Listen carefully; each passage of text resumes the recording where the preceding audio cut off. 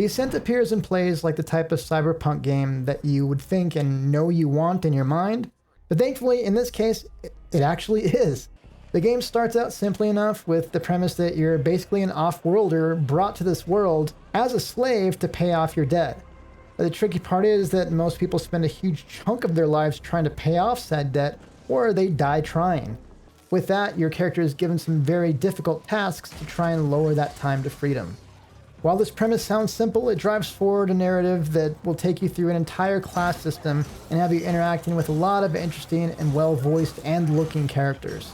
Your first boss in trying to pay off your debt looks and sounds like almost exactly how I'd imagine a very angry alien Danny DeVito. Look, when we need a company rally or inspirational calf mugs to hand out, I'll let you know. The voice acting never lets down from there, with everybody pulling out roles perfectly, whether they're alien or robotic or otherwise. And especially in a game that's basically a twin-stick shooter, it was a huge refresher to see that the attention to detail, even up close, is completely present. Yeah, without those hammers, you're in deep trouble. I got 2 Nestkin in 13. Poon must know that, the bastard. This game looks and feels like a world taken directly out of Blade Runner, which, fair or not, is kind of the landmark for what we expect when we hear the word cyberpunk. Beyond what we expect, though, this game has a personality all its own.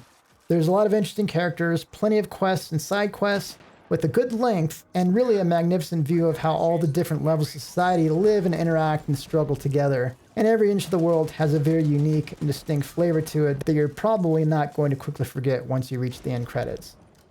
All this by itself is great, but if the core gameplay and mechanics didn't fit, it would really start to feel and fall short. Thankfully, this is not the case. The twin-stick shooter type gameplay sends a strong surge of nostalgia for those of you that might have strong memories of arcade-style games, but also with a deep layer of customization and role-playing layered on top of it that you definitely couldn't get from an arcade cabinet and the quarter-dropping business model they have. The twin-stick shooter mechanics are really easy to pick up, but they do incorporate some new mechanics that keep it feeling fresh all the way through. You can use a modifier button to toggle aiming high, which can be great for different situations, such as having a boss surrounded by all kinds of smaller enemies. It allows you to hit the larger one behind them, and this way gives you a sense of flexibility to really affect and attack a crowd the way you're intending to. There are plenty of strategic decisions to make as well, and if you just always run guns blading into a firefight, you're likely to find yourself dying pretty often. You can crouch behind cover and then use the modifier to aim high, and that'll allow you to shoot from behind cover, staying safe while also being able to affect your enemies. Another area the game really shines, and you feel a lot of the customizable gameplay, is in the use of powers. So if you're having a problem with a bunch of enemies overwhelming you, maybe send out a shockwave to knock them back. Or you could possibly deploy a turret to keep them busy. This lends a great deal of flexibility to playstyles, and you could play through the game many times and have very different feeling experiences based on how you outfit your character. Another great benefit to this game that does feel like a throwback to the arcade cabinets is the inclusion of 4-player co-op. While this is definitely a fun game playing solo, when you invite a friend or 2 or 3, it becomes an extremely fun and interesting dynamic. You can play couch co-op or a mix of online, and having options like that is not only really appreciated, but is a huge rarity in today's market of online-only multiplayer. Visually, The Ascent is an absolutely stunning game. There'll be many times where you're just going to stop and gawk and look at the huge spaces of populated people, beat down cityscapes off in the distance covered in fog, or at certain times looking in awe at the perfect condition and refined high living quarters of the upper classes. This game does a great job of literally leading you from the sewers up to the high rises and feeling the class struggles that's involved in all these different areas. It's no surprise that this game borrows really heavily from IPs like Blade Runner. You're going to see those unique see-through plastic umbrellas you got on the streets of Blade Runner, the smoke coming in everywhere, and also the age-worn buildings and scenery that you've kind of come to expect from Ridley Scott films, but especially were highlighted in the Alien and Blade Runner movies.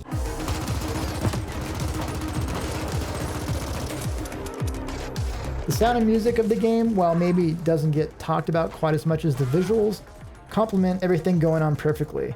All this polish is even more impressive considering this game was created by a group of basically 6 or 7 developers, though when you look at the credits you will see that they had some outside help that they hired on. But regardless, this is a huge achievement for a first game from a company, especially at this quality level.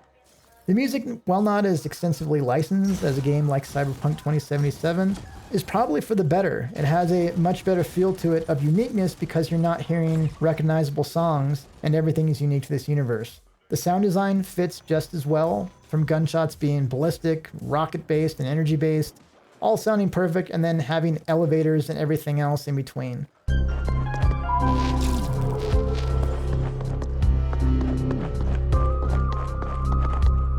It all merges together to create a perfectly enveloping environment that sounds spectacular and also looks spectacular with saturated and beautiful colors everywhere. At review time, we've put in about 32 hours on this game, with one playthrough being mostly solo and another almost finished campaign with at least one other player.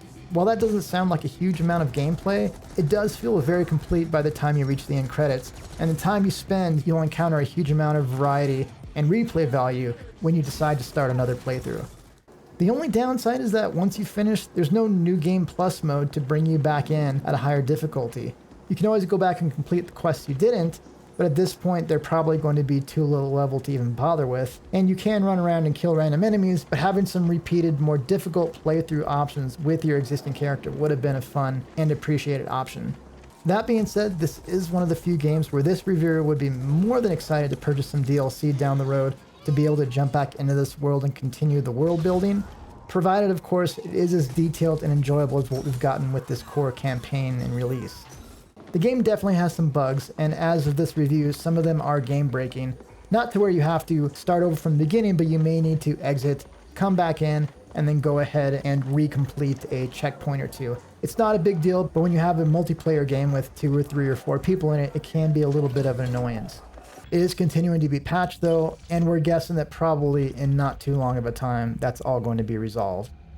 Mostly because of the bugs, we can't consider this a perfect game, but it is one of the funnest games I myself have played in a very long time. It really scratches that itch of wanting an old style arcade, and one that you can play with multiple people. When you layer in all the amazing cutting edge visuals, sound design, music, and everything else, this really becomes a special game, and one that I think a lot of people appreciate, especially coming from a very small team of developers. If you have any interest in the cyberpunk genre, or twin stick shooters, or playing a fun, fast-paced game with friends, this is one you can definitely consider an essential buy. This way, I think.